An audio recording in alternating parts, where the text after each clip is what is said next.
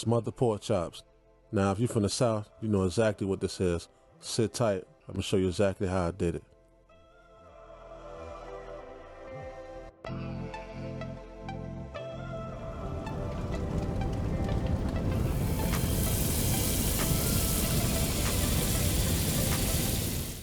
Alright, as always, go ahead and screenshot this, put it to the side, go ahead and get all your ingredients, set yourself up, and let's get to it. Alright, here's everything.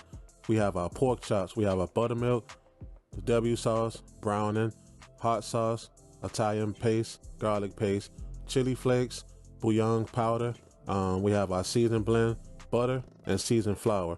If you want to know how I made this flour, go ahead and take a look at the video I did, which is a Southern fried chicken video. You'll see exactly how I made the flour. Alright, so let's go ahead and get to it. Alright, the first thing I added was 2 cups of buttermilk, just enough to coat the pork chops, not drowning them. We just really want to coat it so the flour can stick to it. Then we added our seasoning blend. Now you can add as much as you want to or less you want. You can add whatever kind of seasonings you want, but if you want to use this one, it's going to be in the description below. Then I added some hot sauce. I think maybe like a half a cup, but you can use however much you want to use. If you don't want to use it, you can skip it all together. And once you get everything nice and coated, go ahead and sit in the fridge for maybe 30 minutes to an hour, or as long as you can. And then after that, we're going to go ahead and set up our station so we can go ahead and bread these and get to frying.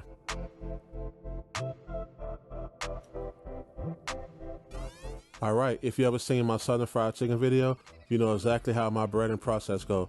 So same thing for this. We're going to go ahead and get the meat inside the flour mixture, and then we're going to go ahead and get everything coated. Then we're going to press down on the pork chops with the flour to make sure that the flour adheres to the pork chops. We want this to be fully coated before we fry them, so make sure you push down, press it, get it fully coated, and then we're going to set it aside on a sheet pan or some type of baking sheet, whatever you have available. And we're going to let this rest for maybe 15 minutes at room temp. And then while you're waiting for that, go ahead and get your pot ready, get your oil, get it up to maybe 350 degrees Fahrenheit, and then we're going to go ahead and start frying these. Alright, boom. This is how it should look when you're done. Exactly the same. It's been resting for maybe 10 minutes, so let's go ahead and get frying. Now, here's what I'm using. I'm using a cast iron skillet to fry these. Now you can use a frying pan, you can use a pot, you can use a fryer, whichever you have in your house. Just make sure that it get hot enough for this recipe. We're going to get it to maybe 350 degrees or higher, and then we're going to go ahead and drop the pork chops right in. Now, these size pork chops that I'm using, I'm only able to put 3, which is perfect. But if you had a bigger pot, try to keep it around 3 or 4 at a time, because you don't want to overcrowd the pan, and it's going to make the temperature drop, and then you're going to be boiling your pork chops versus frying them. So make sure you pay attention to that. We're going to let these fry for maybe 10 to 15 minutes. And we're going to let them rest on the side. Then we're going to build our gravy for the smothered pork chops.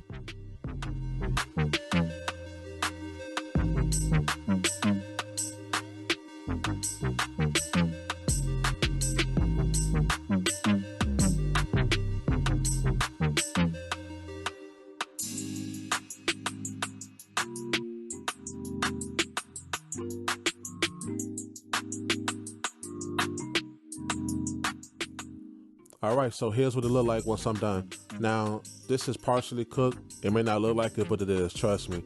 So you just want to get it golden brown, and once you get it to this point, remove it, let the oil run off, and we're going to go ahead and set ourselves up to go ahead and make the gravy for our pork chops.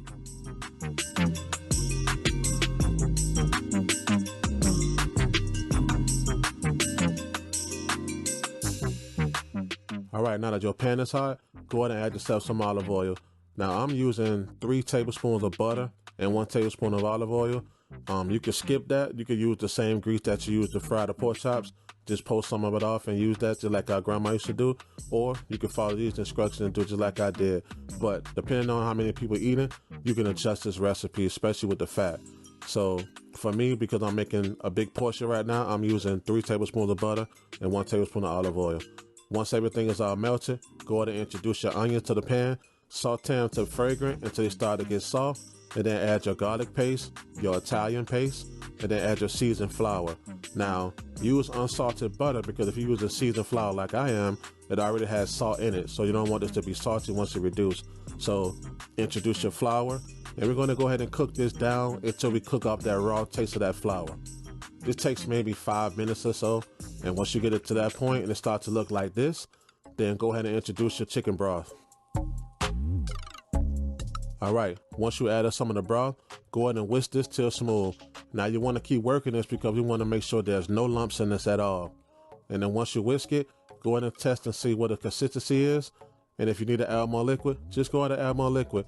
Because remember, you can always add more, but you can't take none out. So just try to get exactly what you want in there. And once you get it to that point where you like it, go ahead and add your bay leaf, add your Worcestershire sauce, and then go ahead and get that mixed in. Then we're going to add maybe like a half a teaspoon of browning just to kind of darken the gravy just a little bit. And we don't want this to be too dark. We just want it dark enough to give us that nice brown gravy look that we're looking for. All right. Now I'm adding black pepper. You don't have to add that. That's optional because remember, we're using the same seasoned flour that we made for the pork chops that we breaded our pork chops with. So you can add this or you don't have to.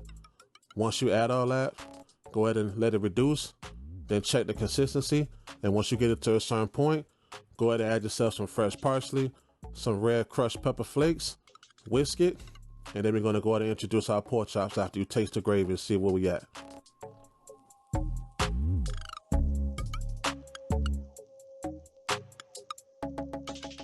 All right, once you get all your pork chops in the pan, go ahead and start ladling some of your gravy on top of the pork chops.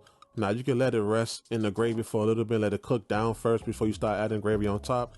But for me, I'm gonna go ahead and start adding some right on top of it. Now you wanna cook these for maybe 10 to 15 minutes, just enough to get the pork chops tender.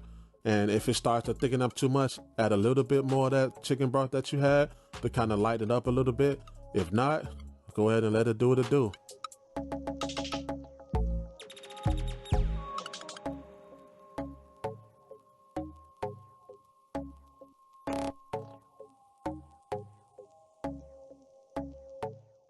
All right, boom. Here's my version of smothered pork chops. Now, if you like this video, go ahead and subscribe, like, comment, and share it.